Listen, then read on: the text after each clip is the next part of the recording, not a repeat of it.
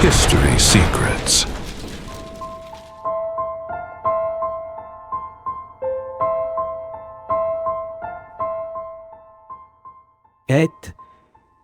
Si les fils de Dieu, mentionnés dans la Genèse, n'étaient pas simplement des hommes, mais les vestiges d'un ancien mystère que les textes bibliques n'ont jamais totalement expliqué.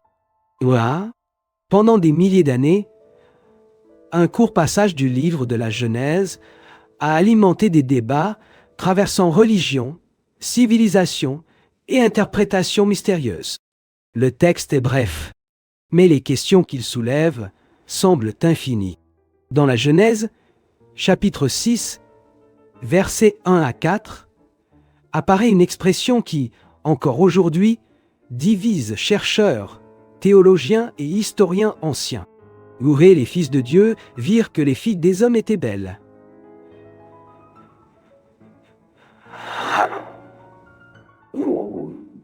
Non. À partir de ce passage, le texte affirme que ces êtres prirent des femmes humaines pour elles-mêmes, puis apparaît un autre mot entouré de mystère. Les Néphilim, des géants, des êtres puissants, des hommes de renom des temps anciens. Mais alors, qui étaient réellement les fils de Dieu? De simples hommes? Les descendants d'une lignée particulière? Des anges? Ou quelque chose que les anciens croyaient être descendu des cieux? Le plus fascinant, c'est que ce débat n'a pas commencé à l'époque moderne. Il existait déjà il y a plus de 2000 ans. Dans le judaïsme de l'époque du Second Temple, de nombreux anciens textes interprétaient littéralement les fils de Dieu comme des êtres célestes. L'exemple le plus célèbre apparaît dans le livre d'Enoch, un manuscrit conservé en dehors du canon biblique traditionnel, mais extrêmement influent parmi certains anciens groupes juifs. Selon ce texte, certains veilleurs célestes descendirent sur terre. Ils observèrent l'humanité, enseignèrent des connaissances interdites et s'unirent à des femmes humaines. Le livre d'Enoch décrit ces êtres comme des veilleurs. Dans certaines anciennes traductions, ils sont associés à des anges ayant abandonné leur position originelle. Le texte affirme que de cette union naquirent des géants violents qui corrompirent le monde ancien. Cette tradition contribua à façonner une partie de la vision juive existant avant le christianisme primitif. Et il existe peut-être un détail encore plus étrange. Certains chercheurs pensent que certaines lettres du Nouveau Testament semblent faire directement écho à ces anciennes traditions. Dans l'épître de Jude, chapitre 1, verset 6, apparaît une référence mystérieuse. Et les anges, qui n'ont pas gardé leur dignité, mais qui ont abandonné leur propre demeure. Puis, dans la deuxième épître de Pierre, chapitre 2, verset 4, apparaît un passage similaire. Pour de nombreux chercheurs, ces textes semblent dialoguer avec des traditions préservées dans le livre d'Enoch, mais cela ne résout pas le problème. En réalité, cela rend tout encore plus étrange.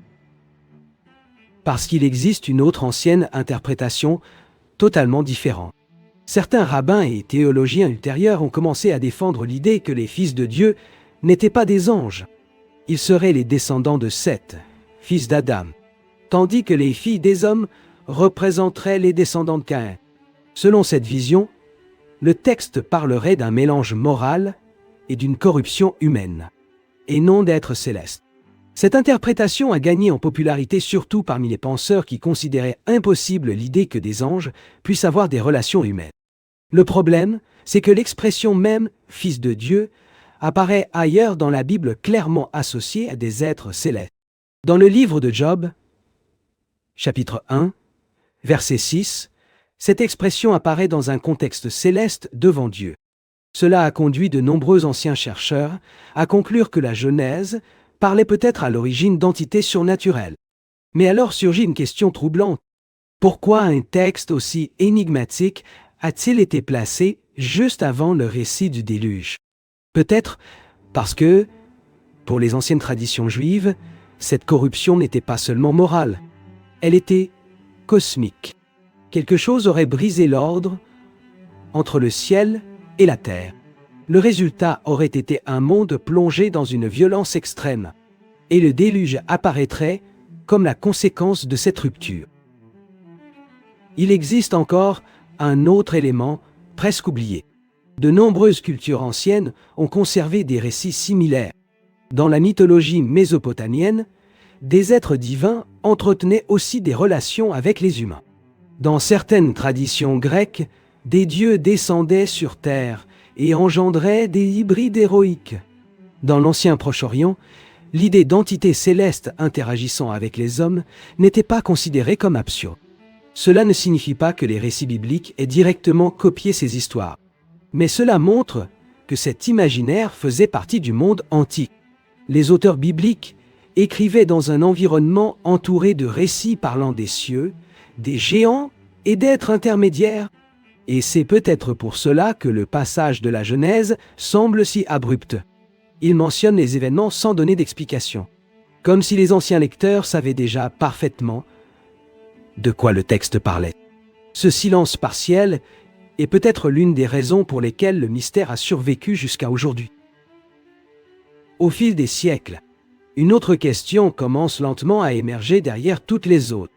Et si ces quelques versets de la Genèse ne représentaient pas seulement un récit étrange, mais les fragments survivants d'une tradition beaucoup plus ancienne, aujourd'hui presque totalement perdue? Le débat autour des fils de Dieu ne s'est jamais limité aux textes religieux.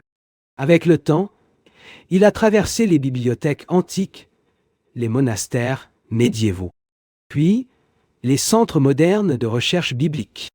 Et plus les chercheurs étudiaient le sujet, plus ils remarquaient un détail troublant. Le récit de la Genèse semblait préserver les fragments d'une tradition bien plus ancienne que le texte biblique final lui-même. Certains spécialistes de l'hébreu ancien ont observé que certains passages de l'Ancien Testament possèdent des structures littéraires extrêmement archaïques. Dans certains cas, ils ressemblent à des échos de traditions transmises oralement pendant des siècles avant d'être mises par écrit. Cela a conduit de nombreux chercheurs à poser une question dérangeante. Et si le passage des fils de Dieu n'était qu'un fragment survivant d'une tradition antique beaucoup plus vaste, aujourd'hui disparue? Il existe une raison importante à cette hypothèse. Le texte de la Genèse n'explique presque rien. Il mentionne simplement les fils de Dieu, les filles des hommes et les Néphilim, comme si le lecteur connaissait déjà cette histoire. Cette absence d'explication est inhabituelle, surtout parce que d'autres épisodes bibliques prennent souvent le temps de contextualiser les personnages, les peuples et les événements. Mais ici, presque rien n'est clarifié. Et cela suggère peut-être que le récit original était beaucoup plus développé. Certains chercheurs pensent que les anciens lecteurs juifs comblaient ces vides grâce à des traditions parallèles conservées en dehors du texte biblique principal. C'est précisément là que le livre d'Hénoch devient historiquement important. Même s'il ne fait pas partie de la majorité des Bibles modernes, il circulait largement parmi les anciens groupes juifs. Des fragments de ce manuscrit ont été retrouvés parmi les manuscrits de la Mer Morte, à Qumran. Cela prouve que ce texte était connu des siècles avant le christianisme. Dans le livre d'Hénoch, les veilleurs ne descendent pas seulement sur terre.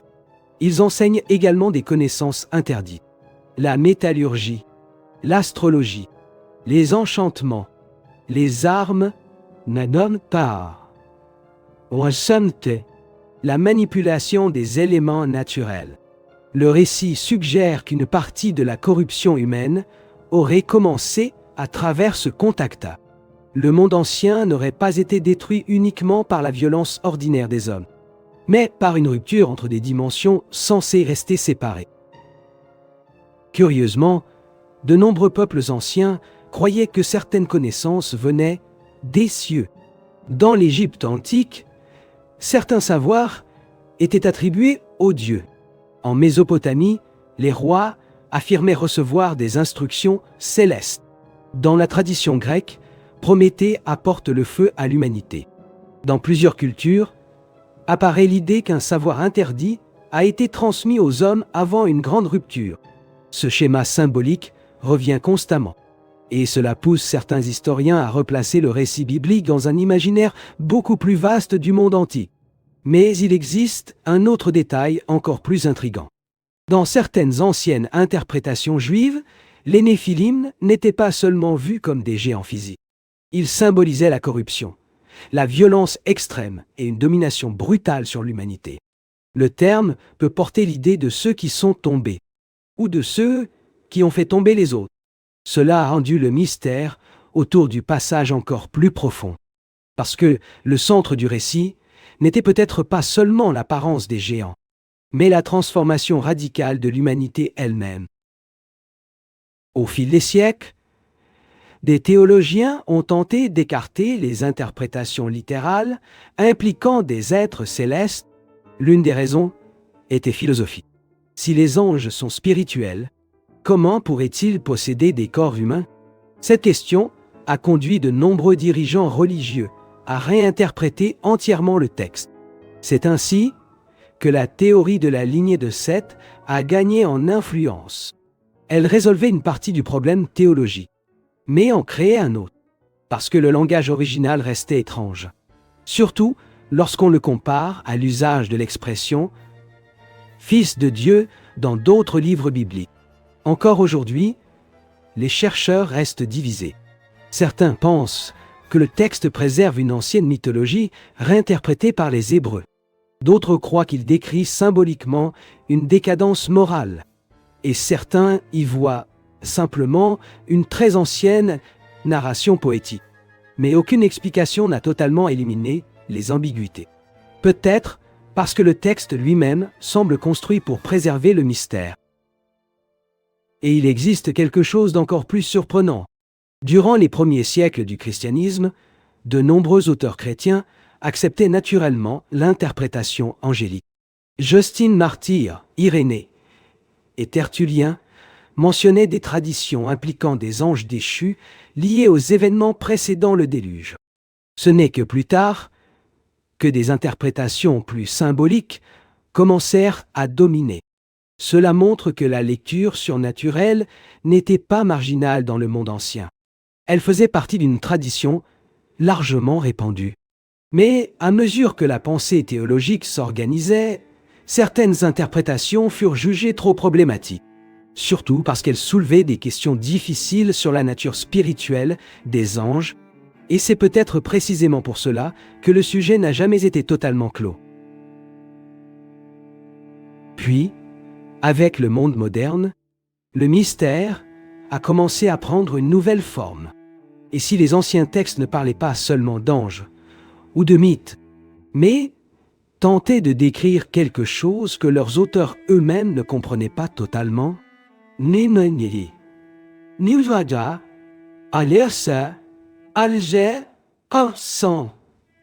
à l'époque moderne, le mystère a gagné une nouvelle force à travers la culture populaire. Des livres, des films et des documentaires ont commencé à relier les Néphilim à des civilisations perdues, à d'anciens géants et à des êtres venus du ciel. Certaines théories ont même associé les monuments de l'Antiquité à des connaissances supposément transmises par des êtres supérieurs. Mais il existe un risque important dans ce type d'approche. Mélanger l'enquête historique avec la spéculation absolue.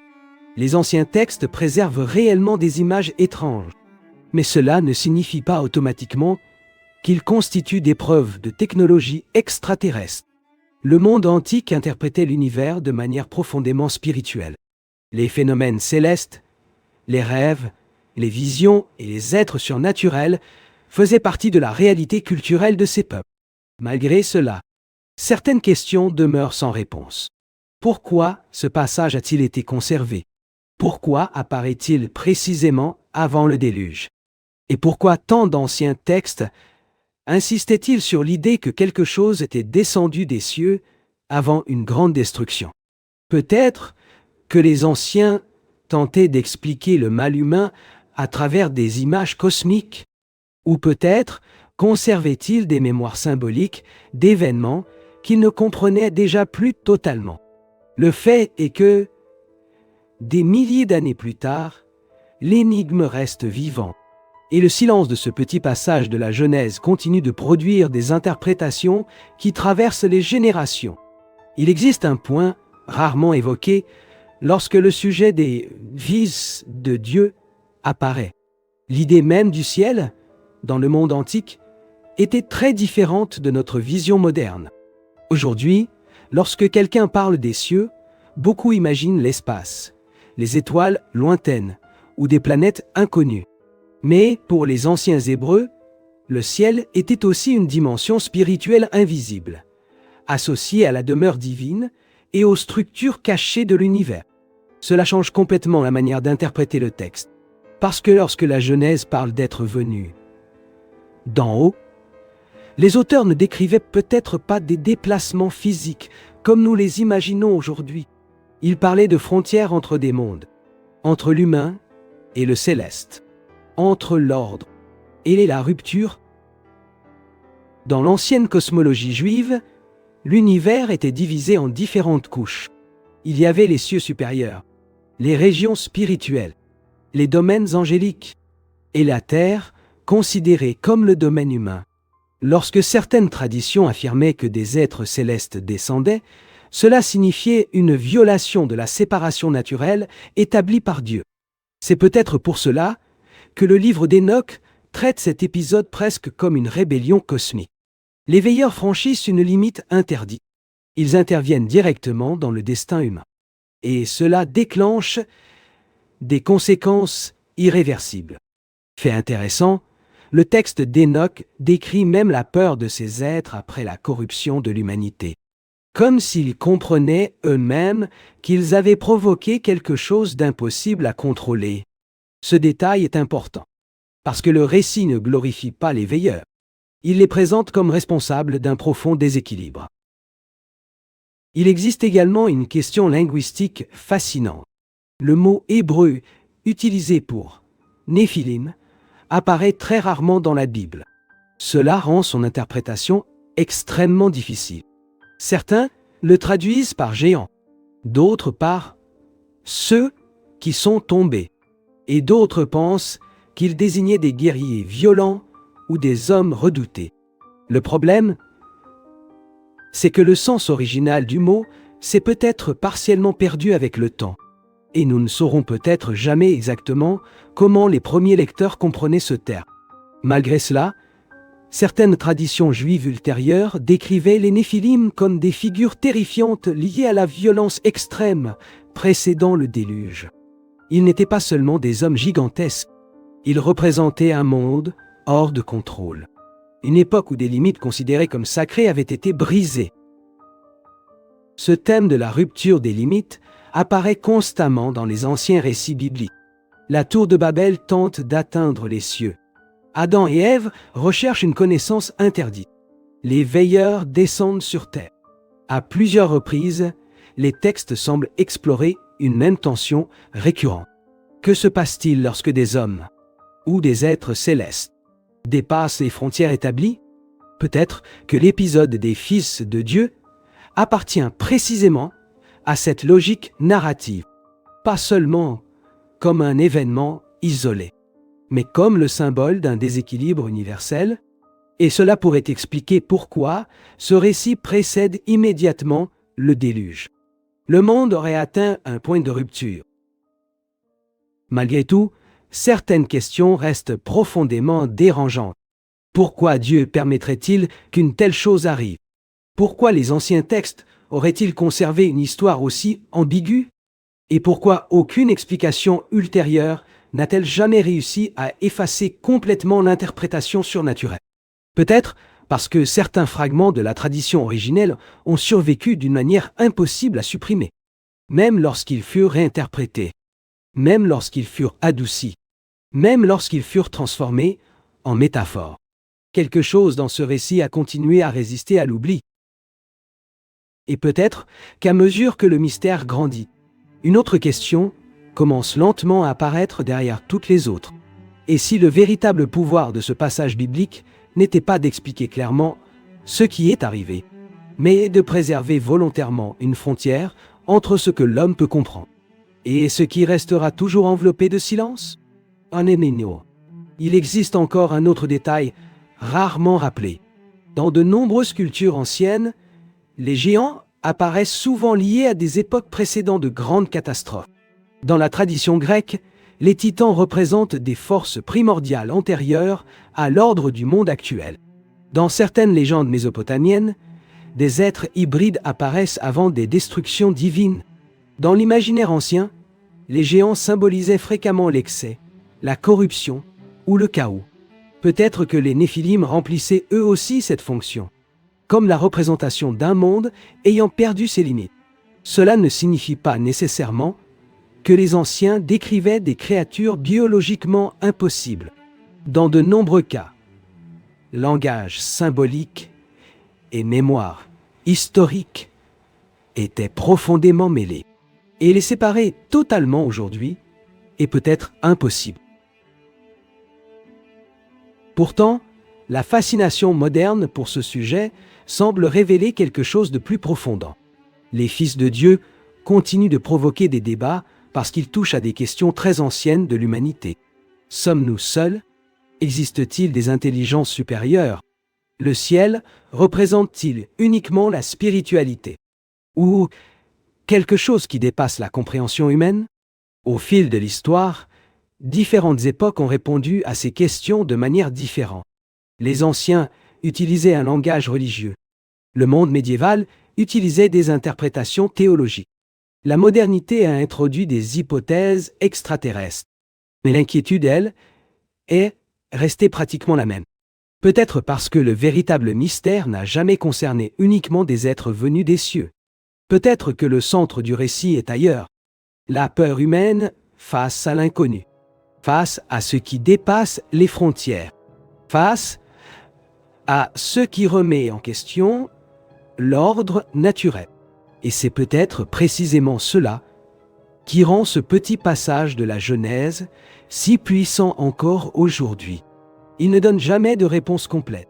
Il ouvre simplement une porte, puis laisse le silence pour suivre le reste de l'histoire. Avec le temps, l'énigme des fils de Dieu a cessé d'être seulement une question théologique. Elle a commencé à occuper un étrange espace entre religion, archéologie, histoire ancienne et imagination collective. Et cela est peut-être arrivé parce que le texte biblique semble toucher quelque chose de profondément universel. La sensation qu'à une époque très lointaine, le monde ancien croyait que le ciel était plus proche de la terre qu'il ne l'est aujourd'hui. Chez les peuples de l'ancien Proche-Orient, la séparation entre le naturel et le surnaturel n'était pas absolue. Les rois affirmaient recevoir des messages célestes. Les rêves étaient considérés comme des révélations légitimes. Les phénomènes astronomiques portaient une signification spirituelle. Pour ces peuples, l'univers entier semblait vivant. L'invisible intervenait constamment dans le destin humain. C'est pourquoi, lorsque les anciens textes parlaient d'êtres descendants des cieux, les lecteurs n'y voyaient pas simplement de la fantaisie. Ils y voyaient une rupture, une intervention, un déséquilibre. Et c'est peut-être précisément pour cela que le récit des veilleurs a survécu pendant tant de siècles, parce qu'il représentait la peur de forces supérieures franchissant des limites interdites. Certains chercheurs modernes remarquent que l'épisode des Fils de Dieu possède une structure semblable à d'anciens récits de transgression cosmique. Des êtres supérieurs franchissent des barrières. Une connaissance interdite est transmise. L'humanité change. Puis, une grande destruction survient. Ce schéma apparaît continuellement dans les anciens mythes. Mais le récit biblique possède une différence importante. Il est extrêmement sobre dans ses détails. Alors que d'autres traditions décrivent des batailles épiques et de longues généalogies divines, la Genèse résume tout en quelques versets. Comme si l'auteur ne faisait que préserver l'écho lointain de quelque chose de beaucoup plus vaste. Et ce silence est peut-être plus troublant que des descriptions explicites, parce qu'il oblige chaque génération à combler elle-même les vides du récit. Il existe également une question historique rarement mentionnée. Pendant de nombreux siècles, le livre d'Enoch a presque disparu de l'Occident. Le texte fut principalement conservé en Éthiopie, tandis que d'autres fragments survécurent dispersés dans plusieurs langues anciennes. Cela fit que de nombreuses traditions liées aux veilleurs furent partiellement oubliées durant de longues périodes. Mais au XXe siècle, une découverte changea tout. Des fragments du livre d'Enoch furent retrouvés parmi les manuscrits de la mer Morte. Cela prouvait que ce texte circulait réellement parmi d'anciennes communautés juives. Ce n'était pas une invention médiévale, tardive. Il faisait partie intégrante de l'environnement religieux antérieur au christianisme. Cette découverte raviva l'intérêt moderne pour les fils de Dieu, parce qu'elle montrait que les anciennes interprétations surnaturelles existaient réellement dans le judaïsme de cette époque. En même temps, des archéologues et des historiens commencèrent à remarquer quelque chose d'étrange. De nombreuses civilisations anciennes conservaient des récits d'époques détruites par des catastrophes, des déluges, des chutes venues du ciel, des géants, des guerres divines, des connaissances perdues. Bien sûr, cela ne signifie pas que tous ces récits décrivent des événements littéralement identiques, mais cela révèle que certains symboles traversaient des cultures très différentes. Et peut-être que les auteurs bibliques ont utilisé une partie de cet imaginaire pour exprimer quelque chose de plus profond sur la corruption, la violence et la décadence humaine. Malgré cela, le mystère demeure, parce que le langage du texte reste inhabituel, même à l'intérieur de la Bible elle-même. Et peut-être qu'au milieu de toutes ces interprétations, une dernière question continue silencieusement de résister au temps. Et, si les anciens textes n'avaient jamais été écrits pour supprimer totalement le mystère, mais pour préserver la sensation que certaines choses dépassent encore les limites de la compréhension humaine, certains chercheurs pensent que c'est précisément cette ambiguïté qui a permis au récit de survivre aussi longtemps. Parce qu'une histoire totalement expliquée finit souvent par perdre sa force. Mais les récits qui préservent une zone d'ombre continuent de provoquer l'imagination humaine pendant des siècles. Et le passage des fils de Dieu semble appartenir exactement à cette catégorie. Quelques lignes seulement, mais une quantité presque infinie d'interprétations. Peut-être que les anciens auteurs eux-mêmes faisaient déjà face au même problème. Comment décrire quelque chose considéré comme situé à la frontière entre le visible et l'invisible? Comment parler d'événements liés au sacré, au céleste et au chaos? Avec un langage humain limité? C'est peut-être pour cela que le texte de la Genèse paraît si condensé. Comme si l'auteur préférait préserver le mystère plutôt que risquer de le réduire à une explication trop simple. Il existe un détail profondément symbolique dans le fait que cette histoire soit placée juste avant le déluge. Après l'épisode des Fils de Dieu, la violence humaine semble atteindre un niveau extrême. Le monde devient corrompu. Les limites sont brisées. L'ordre se désintègre. Puis vient l'eau. Dans de nombreuses traditions anciennes, le déluge symbolise non seulement la destruction, mais une tentative de rétablir l'équilibre du monde. Comme si la création elle-même devait être réorganisée après une rupture devenue insoutenable. Et cela rend le récit encore plus troublant, parce que le problème ne serait pas seulement des êtres mystérieux descendant du ciel, mais à conséquence de ce contact sur l'humanité, le déséquilibre, la corruption, l'amplification de la violence, comme si le récit cherchait moins à expliquer qui étaient ces êtres, qu'à montrer ce qui arrive lorsque certaines frontières considérées sacrées cessent d'exister. Curieusement, cette idée apparaît constamment dans les anciens récits humains. Le danger de dépasser certaines limites avant d'être prêt. Cela apparaît dans Babel, dans Prométhée, dans certains mythes mésopotamiens, et même dans l'Éden.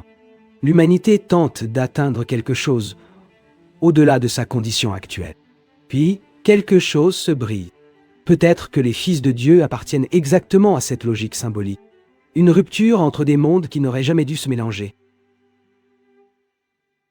Malgré cela, le mystère n'a jamais cessé de produire de nouvelles interprétations. Certains voient dans le texte une ancienne mémoire mythologique, d'autres une réflexion sur la corruption humaine, d'autres encore une trace de croyances archaïques concernant des êtres célestes. Et il existe même ceux qui considèrent le récit comme une tentative ancienne d'expliquer l'origine du mal et de la violence extrême dans le monde. Peut-être que chacune de ces lectures touche une partie du problème, sans jamais réussir à l'épuiser complètement.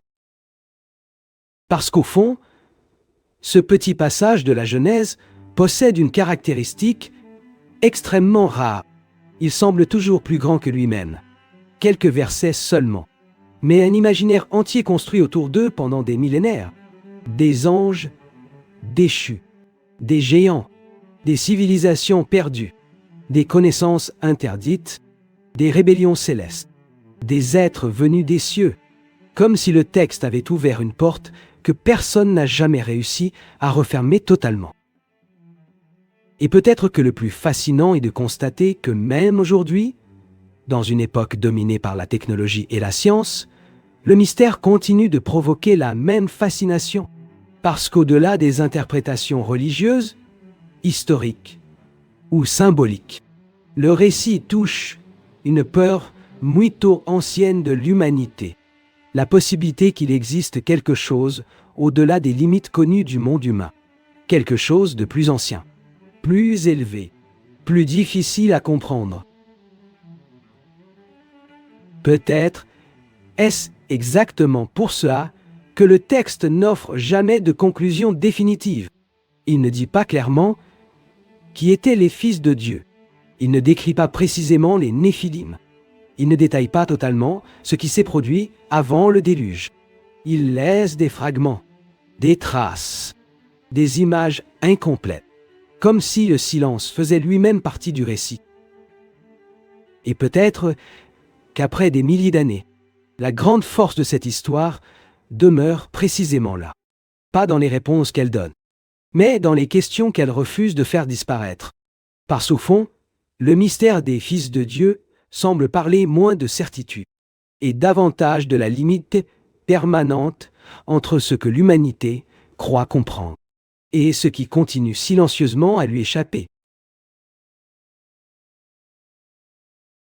Peut-être que la question la plus troublante n'est pas de savoir si des êtres sont réellement descendus des cieux, mais pourquoi? Depuis les premières civilisations jusqu'au monde moderne, l'humanité continue de ressentir le besoin de croire qu'autre chose observe encore silencieusement, depuis au-delà des frontières du monde visible. Monina.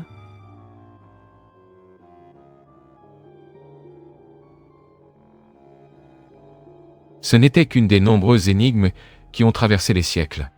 À travers le monde, il existe des villes perdues, des manuscrits indéchiffrables et des événements historiques qui défient encore notre compréhension. Certains de ces mystères commencent à être révélés, d'autres restent totalement inexpliqués. Et dans le prochain documentaire, nous explorerons l'une de ces énigmes qui continue d'intriguer les historiens aujourd'hui. Car lorsqu'il s'agit de l'histoire de l'humanité, il existe toujours un nouveau secret à découvrir. History Secret.